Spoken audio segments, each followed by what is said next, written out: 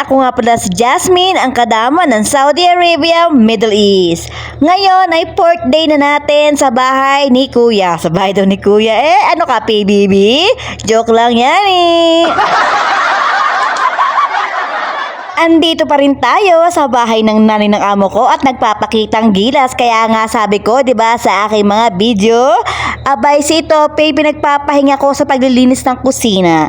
Kasi sabi ko, ako na muna ang maglilinis habang andrito ko kasi sipag-sipagan yan Nahihiya kasi ako kay Tope, panay tawag sa akin at panay sabi daw ng kanyang among babae na kami ay gagawa ng ganito, gagawa ng ganyan. Kaya sabi ko sa kanya, leave me here, you go up and I will do the kitchen. Kasi kaya ko naman i-manage ang sarili ko kahit mag-vacation ka pa. Kasi nga po, napapansin ko sa kanya, parang uma-attitude na ngayon, grabe. Kasi nga, mabait si Kadama, kaya siguro ganyan siya. Pero mabait naman yan, mabait naman siya. Kaya lang, napapansin ko lang pag tinutulungan ko siya, abay, sumusobra naman yata ang pahinga at panay cellphone na lang ang ginagawa.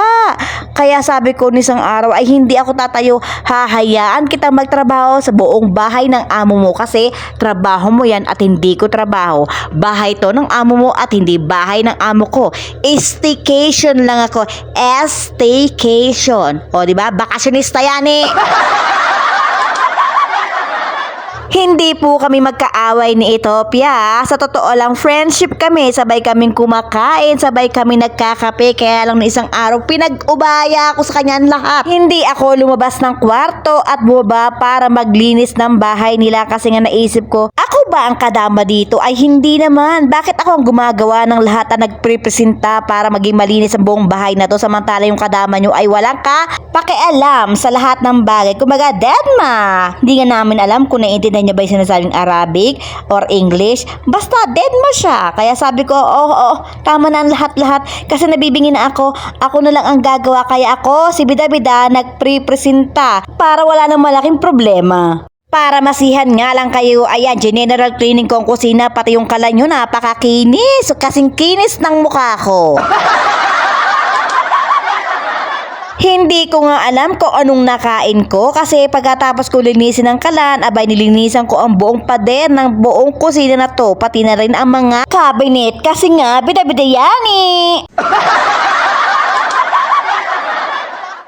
Aminin nyo, kahit blurt, na-amaze kayo sa kusina ng nanay ng amo ko kasi napakalinis. O, diba? Linis na! Tatanggal pala to nung hindi ko alam. Kaya sa bahay ng amo ko ganito gagawin ko. Dilinis ko siya, grabe. Ganito pala yan. Ayan, dilinis ko para maganda naman yung kalan ng amo ko pag uwi ko. Ayan, tinanggal ko siya.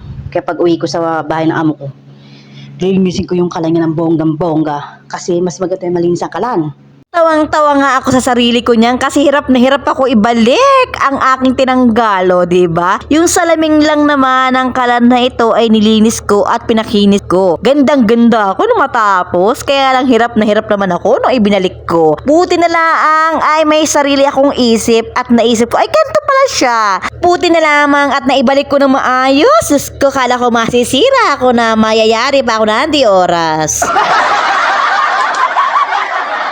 May pumatak pa nga naman na tubig o diba? Pinunasan ko pa ulit yan, tinanggal ko pa ulit yung salaming kasi nga gusto ko makinis, maganda ang kalalabasan. Kaya ayan, pinunasan ko nga ng maigi at ibinalik ko rin agad-agad kasi nga gusto ko malinis kaya kailangan walang bahid na kahit ano. Nung matapos nga ako, abay tinignan ko ng maigi, abay napakalinis naman masyado, abay ganyan ba dapat ang linis na dapat gawin? Parang akala mo'y pamamanahan ng kayamanan ng nanay ng amo niya kung makapaglinis ay wagas.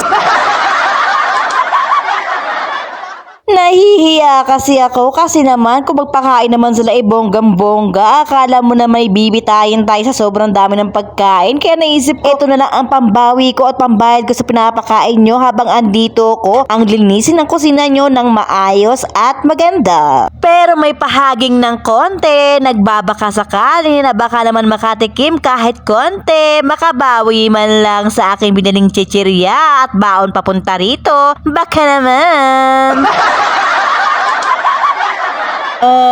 Pasko ay sumapit. Baka naman po, namamas ko lang. Uy, walang ganon. Pasensya na kayo, pinaaga kong Pasko. Abay, July pa lang, ginagawa ko ng December. O, diba? Iba na ngayon yan eh, maglove. At eto nga si Kadama, sipag na sipag linisin ang kusina ng nanay ng amo niya, o diba? Wala lang, sinipag lang talaga ako, kaya ayan, pati bintana binaldeho ko na, kasi nga, ito na pagkakataon ko para malinis siya, kasi sa totoo lang, pag tinitignan ko to, pag nagpupunta ako sa kusina ng nanay ng amo ko, iniisip ko, siguro maraming ginagawa yung katulong ng nanay ng amo ko, kaya hindi nalilinis tong bintana, pati na rin yung mga pader, kasi nga, nakikita ko, marami siyang ginagawa, kaya ako muna ang bibida-bidang ngayon baka sakali makaani ng kayamanan ni Mayordoma. Uy, walang ganon. Joke-joke lang yun, ha? Buti na nga lang at matibay-tibay tong tinutuntungan ko kasi iniisip ko baka may mabiyak to, bayari na, ma-hospital pa ako ng di oras. Baka imbis na yumaman, baka madisgrasya pa ang grasya. O, tama, diba? Hindi nga alam ng nanay ng amo ko, nalilinis ko tong kusina niya ng ganito kabongga. Abay, pag natapos ako'y nakita niya, ay kung ma-appreciate niya, salamat. At kung hindi naman ay, thank you na lang din. No problem. Ganun talaga ang buhay, wala tayong magagawa. Basta ang alam ko, sinunod ko lang ang gusto niya kasi kabilin-bilinin niya bago siya umakyat sa taas ay paspasan at linisin ng maigi ang kusina. Pahiran ng Clorox at ng Payday para naman mawala yung amoy ng mga niluto ng nanay ng amo ko. Kaya kailangan natin mag-spray ng Clorox na may Payday kasi iba ang dating pagka gumagamit ng ganon sa paglilinis ng buong kusina at pati na rin sa sahig ng kusina. Iba ang amoy niya, grabe. Ma-amaze ka talaga. Kaya ano pang hinihintay nyo? I-try nyo na. May pa ganun talaga. Ang cute naman no. Na-amaze ako. Kaya ano pang ginagawa nyo? Gayahin nyo na ako. Baka sakaling kayo ay maging amazing. Sana po naging maligaya kayo sa bawat minutong pinanonood nyo ang aking content. Don't forget to follow, like, comment, and share. Happiness in simplicity. Thank you for watching!